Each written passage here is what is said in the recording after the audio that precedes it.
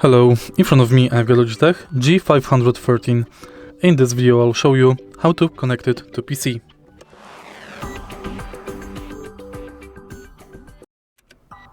In the beginning, right here we've got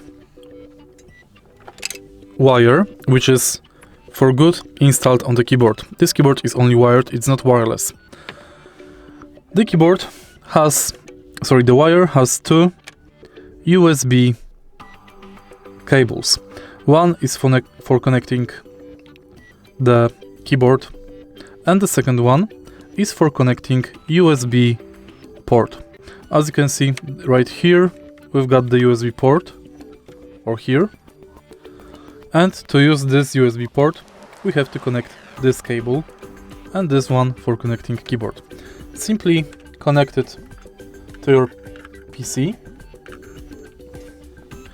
and it will automatically turn on.